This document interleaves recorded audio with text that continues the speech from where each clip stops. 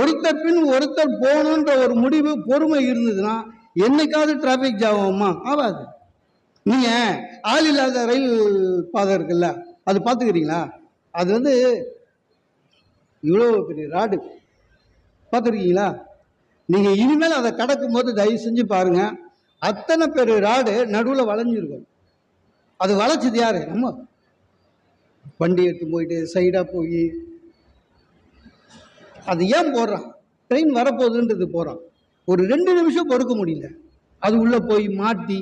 ஆக பொறுமையே இல்லாத போயிடுச்சு சார். பொறுமையா இருக்கணும்னு வச்சுங்க. இன்னைய நிலைமையில பொறுமையா மகிழ்ச்சியா இருக்கிறது வெறும் சாமியா இருக்குதான். எத்தனை கேஸ் போடுங்க, கோச்சிக்கவே மாட்டான். போடு பார்த்துக்கிறேன். அன்னைக்கு ஒரு சாமியார் கோர்ட்டுக்கு வர சிச்சா மாதிரியே வராரு. உள்ள போய்ங்க ஜட்ஜி இவர் ஆசீர்வாதம் பண்றாரு, மங்களம் உண்டாகட்டும். ஜட்ஜி பார்த்துட்டு சொன்னாரு, சாமி கேஸே உங்க மேல அதுதான், ஆசிரமத்தில் மங்களம் உண்டாயிட்டாங்களாம். சிரிக்கிறாரு. ஜாமீன் வாங்கிட்டு சென்று வருகிறேன்னாரு. மறுபடியும் ஜட்ஜி சொன்னாரு, சாமி தப்பா நினைக்காதீங்க, இந்த இடுகாடு, போலீஸ் ஸ்டேஷனு, கோர்ட்டு இங்கெல்லாம் வந்தா போயிட்டு வரேன்னு சொல்லக்கூடாது பண்ணாங்க. அதுக்கு இவர் சொல்லியிருக்காரு, அது எனக்கு தெரியும், ஆனால் உங்களுக்கு தான் என்ன தெரியல, என் மேலே 17 கேஸ் இருக்கு, வந்து வந்து போகிற இடம் தான், விடுங்க அப்படின்னாரு. சார் நிதானம் இருக்கணும் சார், பொறுமை இருக்கணும் சார்.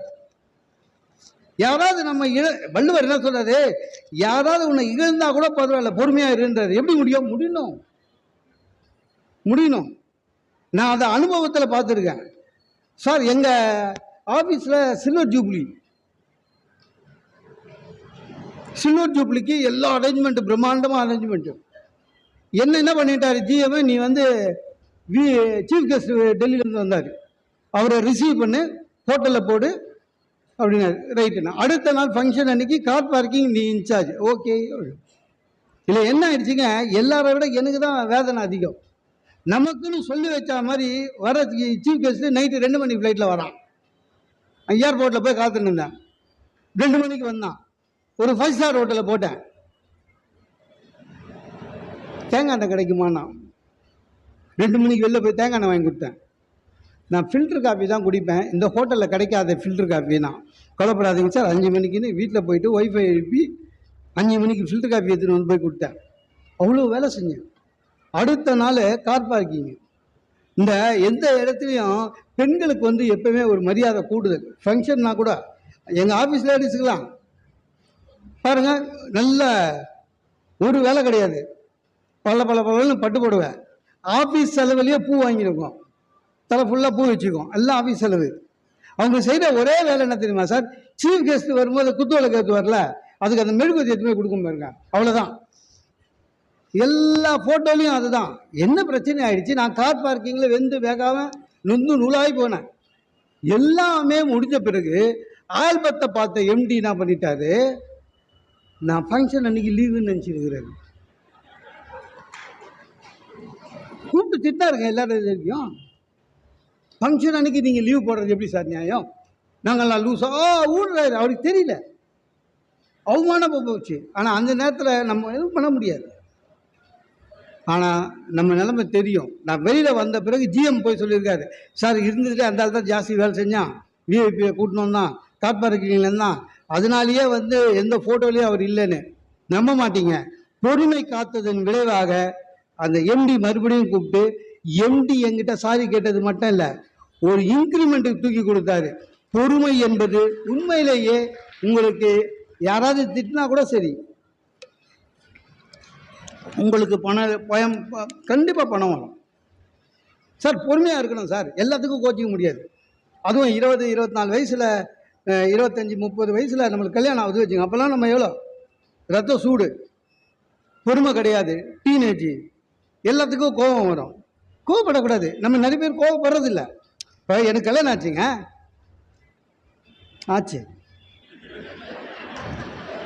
ஆச்சா தாலி கட்டினேன்.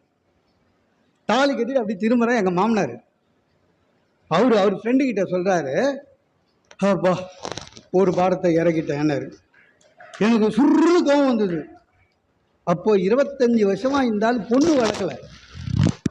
ஒரு பாரம் கல் வச்சுக்கின்னு எவனாவது இழிச்ச வாங்கி வந்தால் அவன் தலையில் கட்டிடலான்னு வெயிட் பண்ணிக்கிறான், நம்ம மாட்டிக்கணும். சார் கோபம் வருது சார், அந்த நேரத்தில் இருந்து யாரை சொன்னாய் பொறுமை. அப்போ ஒன்றும் தெரியாது. புது வேட்டி, புது சட்டை, இந்த கையில் இதெல்லாம் போட்டு, மோதிரம் போட்டு, செயின் போட்டு, மாலை போட்டு, பலியாடு மாதிரி கூட்டி போவாங்களே, அப்போ நம்மளுக்கு ஒன்றும் தெரியாது. ஃபஸ்ட்டு கல்யாணமா, ஒன்றும் புரியல. அப்படியே நேராக போயிட்டு எங்கள் மாமனார் காலில் விழுந்து எழுந்தோன்னு அவர் சொன்னார், மாப்பிள்ளை என் பொண்ணை நான் குழந்த மாதிரி வளர்த்துருக்கேன்னு. மறுபடியும் சுருன்னு ஏறுது. அப்போ எங்கள் வீட்டில் என்ன மாடு மாதிரியா வளர்த்தாங்க? டாய், உங்கள் வீட்டில் பொம்பளை குழந்தை, எங்கள் வீட்டில் ஆம்பளை குழந்தை. பொறுமை. எல்லாத்துக்கும் கோச்சிக்கினாக்கா வாழ்க்கை சரியாக வராது சார். எல்லாத்துக்குமே அப்படிதான். நமக்கு பொறுமை இருந்தது வச்சுங்க, எல்லாத்துலையும் ஜெயிக்கலாம். சின்ன சின்ன விஷயம். காலையில் பஸ்ஸில் ஏறுறோம் சார், சில்லறை இல்லை, கவர்மெண்ட் பஸ்ஸு, 500 ரூபா நீட்டுறீங்க. கண்ணுக்கு என்ன பண்ணுவார்? ரொம்ப நாகரிகமாக இறங்கிடுங்கன்னு சொல்லுவார். இல்லை, உடனே நீங்கள் சில்லறை நீ தான் எடுத்துனோன்னா பொறுமை. ஒன்றும் இல்லைங்க, ரொம்ப கோபமே பட வேணாம். அதே கண்டக்டர் கிட்ட, சார் சில்லறை இல்லை, 500 ரூபா கிட்ட உங்களுக்கு தெரியும், எனக்கு உங்ககிட்ட சில்லறை இருக்காதுன்னு தப்பாக நினச்சிக்காதீங்க, இந்தாங்க டிக்கெட்டை கொடுங்க. எனக்கு 500 ரூபாய்க்கு முன்ன பின்ன இருந்தால் கூட பரவாயில்ல, சில்லறை கொடுங்க. நீங்கள் அந்த மாதிரி ரொம்ப பொறுமையாக ஹேண்டில் பண்ணுங்களேன். கண்டிப்பாக சொல்கிறேங்க, நீங்கள் இறங்கிறதுக்குள்ளே கரெக்டாக சில்லறையே கண்டக்டர் கொடுப்பாரு. உங்களை எதிர்த்து ஒரு வார்த்தை பேச மாட்டார். அதுக்கு காரணம் என்னன்னா, நீங்கள் காட்டிய பொறுமை. சில பேர் பேங்க்கில் போய் குதிப்பான். 1 மணிக்குள்ளே டிடி எடுக்கணும், 1லேருந்து 2 மணி வரையும் லஞ்ச் டைம் பேங்க்கு. நம்ம வேலை ஆகணுங்க. 12:45 உள்ளே போகிறோம், பேங்க்கில் லஞ்சுன்னு போட்டு வச்சுக்கிறான். நீங்கள் அங்கே போய் ரூல்ஸ் பேச முடியாது. போடா அப்படின்வாங்க. போய் கெஞ்சணும், தப்பு இல்லை. ஒரு பொறுமை இருந்ததுனாலே போதுங்க. இப்போ நமக்கு மேலே அதிகாரியாக சொல்லுவான் தெரியுமா, பார்த்துக்கிறீங்களா? என்ன மாதிரி ஒரு நல்லவன் இங்கே உண்டா ஆஃபீஸ்லன்னுவான். இருச்சலாக இருக்கும். ஏன்னா நமக்கு தெரியும் அவன் பக்கா கேடின்னு. சொல்ல முடியுமா? பொறுமை. சார் உங்களுக்கு தெரியாதா சார்? அவ்வளோதான். அப்போ அவனுக்கு புரிஞ்சிடும்.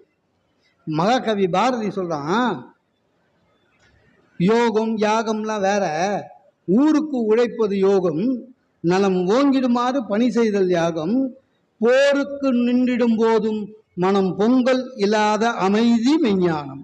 பொறுமையா இருக்கிறது தான் மெஞ்ஞானம். பொறுமையா இருக்கணும் சார். பொறுமையா இருந்தா தெய்வம். ஒரு ஊர்ல தேர் விழா நடக்குது. தேர் 4 மாட வீதி சுத்திட்டு வந்து நிக்குது. அந்த பக்கத்துல ஒரு கார்பரேஷன் லாரி போகுது, குப்பை வண்டி. இந்த கார்பரேஷன் லாரி தேரை பார்த்தது, உனக்கு வந்த வாழ்வு பாருந்துச்சு. ஏன்னா என்ன, இந்த ஜனங்க இருக்காங்களே ரொம்ப நன்றி கெட்டவனுங்க இருந்துச்சு. யாரு? குப்பை லாரி. ஏன்னா ஆமாம், நீ 364 நாள் அமைதியா இருக்க, பொறுமையா. ஒரே நாள் தான் சுத்தி வர. நான் 365 நாளும் ராத்திரி பகலும் காலையில சாயங்காலம் ஒவ்வொரு தெருவுக்குள்ள போய் குப்பை எடுத்துனுக்கிறேன். ஆனா இந்த ஜனங்க ரொம்ப நன்றி கேட்டவனுங்க. என்னன்னா, உன்னை பார்த்தா கும்புறான், நீ வருஷத்துக்கு 1 நாள் தான் வர, என்ன பார்த்தா மூக்க முடியும். நன்றி கேட்டவங்க. தேர் சொல்லிச்சான், அப்படி இல்லை, ஜனங்களை தப்பு சொல்லாத, 364 நாட்கள் பொறுமையாக காத்திருந்ததனால் என் உள்ளே தெய்வம் வந்து நின்றது. அதனால் மக்கள் என்னை கும்பிடுகிறார்கள். 365 நாளும் வந்தாலும் உன் உள்ள குப்பை இருக்குது, அதனாலதான் மக்கள் மூக்க குடிக்கிறார்கள்.